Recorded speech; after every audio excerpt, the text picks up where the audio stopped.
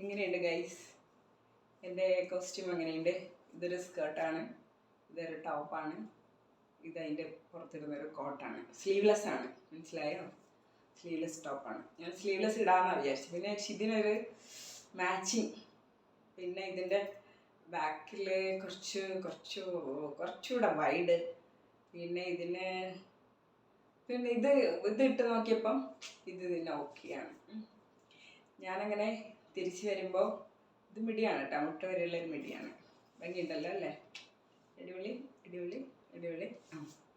പിന്നെ കുറേ നാളിന് ശേഷമാണ് പിന്നെ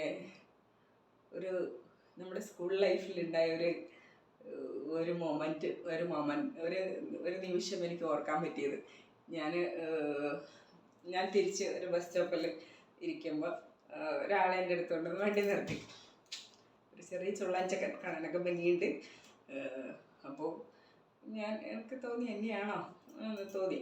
പിന്നെ നോക്കുമ്പോൾ ആൾ ഫോൺ ചെയ്യുന്നു, എൻ്റെ അടുത്ത് വണ്ടി കൊണ്ട് ചേർത്തിട്ട് വീണ്ടും ഫോൺ ചെയ്യുന്നു, എന്നെ നോക്കുന്നു, വീണ്ടും ഫോൺ ചെയ്യുന്നു. അപ്പം ഞാൻ ആദ്യം മനസ്സിലായില്ല, വിചാരിച്ചു വെറുതെ ആരെയോ ആൾ വെയിറ്റ് ചെയ്യുന്നതായിരിക്കും എന്ന് വിചാരിച്ചു. അപ്പം എൻ്റെ വണ്ടി വരാനുണ്ടായിരുന്നു. എൻ്റെ വണ്ടി ഒരിടത്ത് വെച്ചിട്ടുണ്ടായിരുന്നു.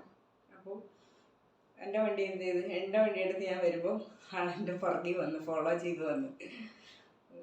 നല്ല നിമിഷങ്ങളാണ് കേട്ടോ, നമ്മൾ ആസ്വദിക്കുക അങ്ങനത്തെയുള്ള നിമിഷങ്ങളൊക്കെ. ഞാൻ ചിലപ്പോൾ അങ്ങനെയൊക്കെ ഫോളോ ചെയ്ത് വന്നാൽ ആൾക്ക് ആരെ കണ്ടാലും ഇങ്ങനെ കൈ കൊടുക്കും കേട്ടോ, ഇങ്ങനെ കൊടുക്കും. അതൊരു ക്രഷല്ലേ നമുക്ക്, അങ്ങനെയൊക്കെ നമ്മുടെ പുറകെ വരല്ലേ. അപ്പം നമ്മളങ്ങനെ കൈ കൊടുത്ത് ചിലരങ്ങ് പോവും. പക്ഷെ ഇങ്ങനെ ഫോളോ ചെയ്ത് വന്നത് കുറച്ച് നാളിന് ശേഷമാണ്. നമുക്കത് ഭയങ്കരമായിട്ട് ഇഷ്ടപ്പെട്ടു. ഇഷ്ടപ്പെട്ടു കേട്ടാ. ഞാനെന്താക്കി, ഒരിടത്ത് കൊണ്ട് സൈഡാക്കി ഇൻഡിക്കേറ്റർ ഇട്ടു, അവനും ഇൻഡിക്കേറ്റർ ഇട്ടു. എന്നിട്ട് ഞാൻ കൈ കൊടുത്തിട്ട് പറഞ്ഞു നിൽക്കാന്ന് പറഞ്ഞു. അങ്ങനെ നിന്ന് ഞാൻ എന്താക്കിയെന്നറിയോ, എൻ്റെ യൂട്യൂബ് ചാനൽ അവനെ കൊണ്ട് സബ്സ്ക്രൈബ് ചെയ്യിപ്പിച്ചു. അടിപൊളി ചങ്ങായി കേട്ടോ. അങ്ങനെ നമ്മുടെ ഒരു സ്കൂൾ ലൈഫിലൊരു ഇത് ഞാനിന്ന് എൻജോയ് ചെയ്തു. ഇത്രയും നാൾ പഠിക്കാൻ പോയിട്ട് ഞാൻ ആരെയും മൈൻഡാക്കിയിട്ടില്ല. എനിക്ക് സമയമില്ലാന്ന് വേണം പറയാൻ.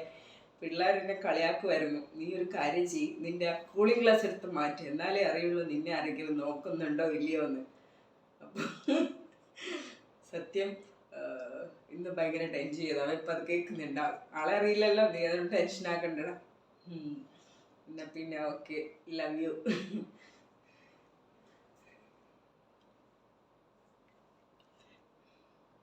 നമുക്ക് മരിക്കുന്നതിന് മുന്നേക്ക് ഇതൊക്കെ ഓർക്കാനല്ലേ ഉള്ളൂ, ഇതൊക്കെ ഓർക്കാൻ പറ്റുമല്ലോ.